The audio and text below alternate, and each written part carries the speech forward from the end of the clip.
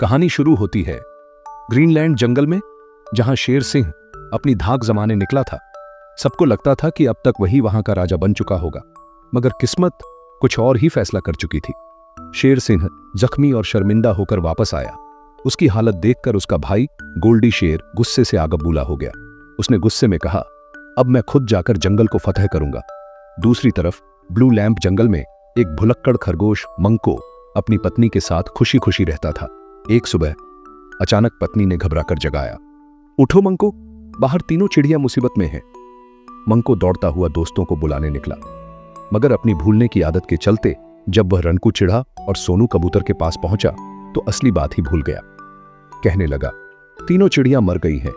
बस रनकू चिढ़ा तो जोर जोर से रोने लगा। सब घबराकर वापस दौड़े और जाकर देखा चिड़ियां जिंदा सलामत थीं, बस अंडे देने वाली थीं।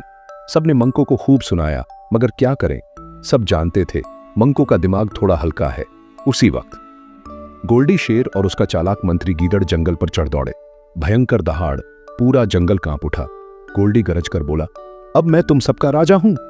जानवरों ने डर के मारे सिर झुका लिए। मंको के दोस्त भी कांपते हुए उसके पास पहुंचे। मंको ने सुना तो फिर उसकी भूलने की बीमारी आड़े आ गई। वो भूल गया कि वो एक छोटा सा खरगोश है और खुद को एक बहादुर शेर समझ बैठा। मंको तनकर गोल्डी शेर के सामने जा खड़ा हुआ।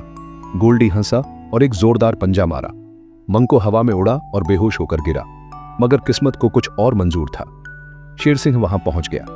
मंको को देखते ही उसके जख्म ताजा हो गए।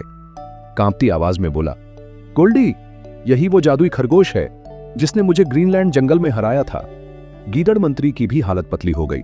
कहीं यह सचमुच जादुई ना हो। मंको ने आंखें खोली, लड़खड़ाते हुए खड़ा हुआ।